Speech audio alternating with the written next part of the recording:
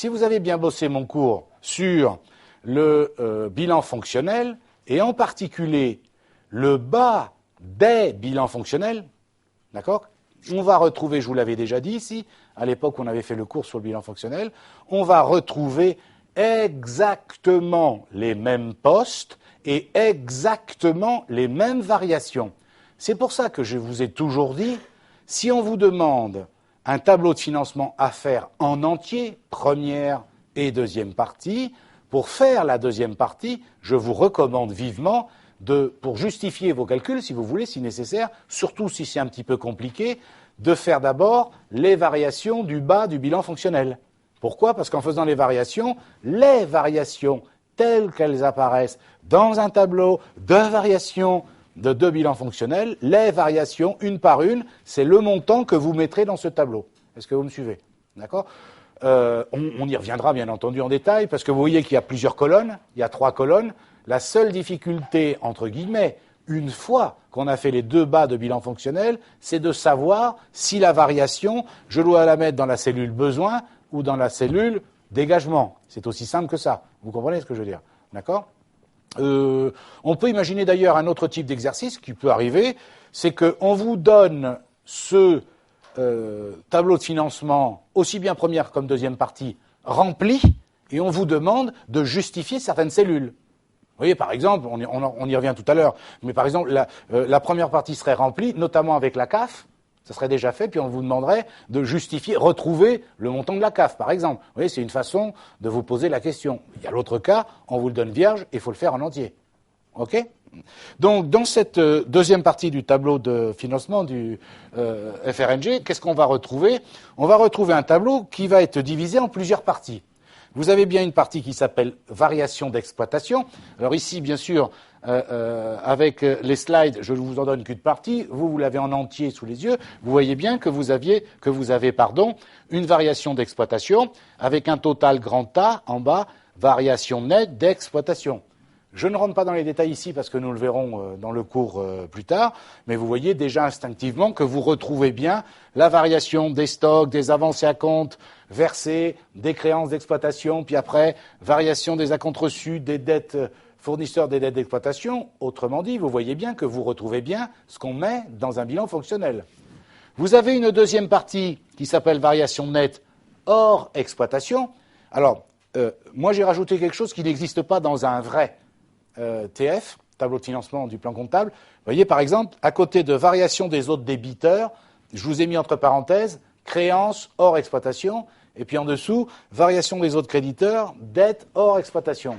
Le créances hors exploitation, dette hors exploitation, ça n'existe pas, c'est juste écrit normalement autre débiteur, autre créditeur. Mais je veux que vous compreniez tout de suite, sans pour l'instant rentrer dans les détails, que ça correspond exactement aux variations des créances hors exploitation et des dettes hors exploitation que l'on trouve quand on fait un bilan fonctionnel. On est d'accord ? Ça vous donne un total grand B. Et ensuite, évidemment, vous comprenez bien qu'on peut faire apparaître du coup le besoin en fonds de roulement ou la ressource en fonds de roulement en faisant le total A plus B. Puisque le total A plus B, c'est la variation liée à l'exploitation, le B, c'est la variation liée au hors exploitation, la somme des deux, ça fait bien la variation du BFR, ou si vous préférez, le BFR, ou la ressource en fonds de roulement qui a été engendrée pendant l'exercice. Enfin, vous avez une autre partie qui s'appelle la variation de trésorerie, d'accord ?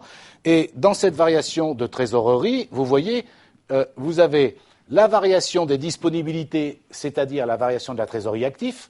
De l'autre côté, la variation des concours bancaires courants, autrement dit, la variation de la trésorerie passive. Et donc, vous pouvez faire apparaître la variation nette de trésorerie. Est-ce que tout le monde est d'accord ? Je vous rappelle quelque chose de très important. Lorsque nous avons étudié le bilan fonctionnel, qu'est-ce qu'on a dit à un moment donné ? On a dit que la trésorerie nette, on pouvait la calculer de deux façons. Soit, c'est trésorerie actif moins trésorerie passif, vous vous souvenez ?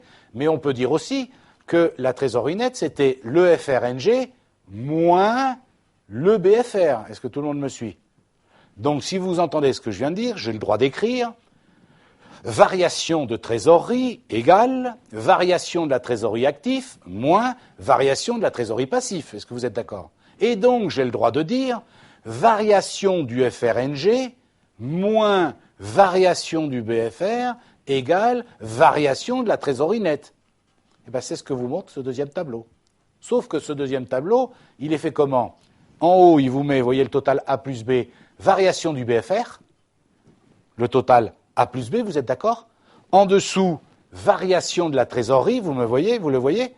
Et quand vous faites la somme des deux, A plus B plus C, autrement dit, la variation du BFR plus la variation de la trésorerie nette, est-ce que vous êtes d'accord que vous avez la variation du FRNG? Conséquence de ce que je viens de dire, par rapport à ce que nous avions déjà dit pour le bilan fonctionnel. Je vous ai dit que pour calculer le FRNG dans un bilan fonctionnel, on peut raisonner soit par le haut, soit par le bas du bilan. Vous vous souvenez?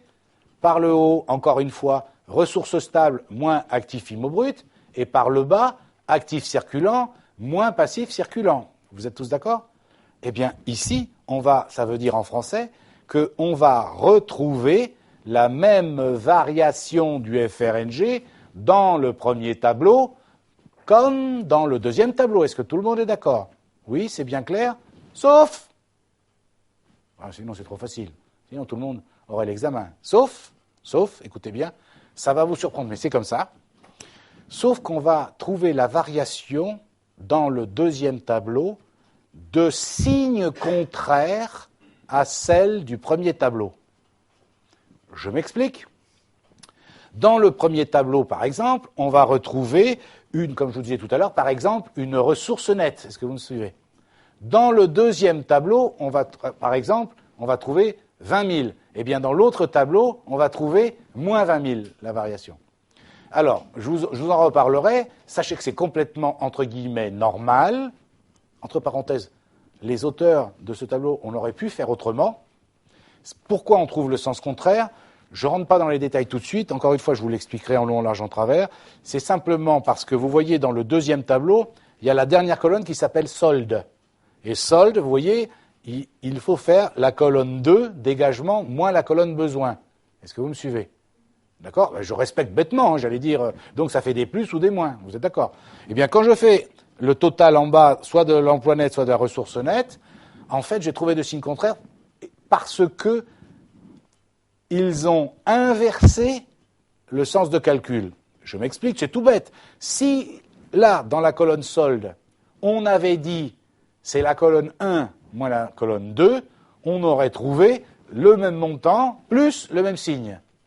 D'accord? Donc, il ne faut pas en tirer de conclusion contraire. Hein. Si vous trouvez là plus 20 000 et de ce côté-là moins 20 000, vous avez juste, enfin je veux dire, vous avez été cohérent en tout cas. Juste, je ne sais pas, mais en tout cas, vous avez été cohérent. C'est parce qu'on a changé le sens tout simplement. D'accord?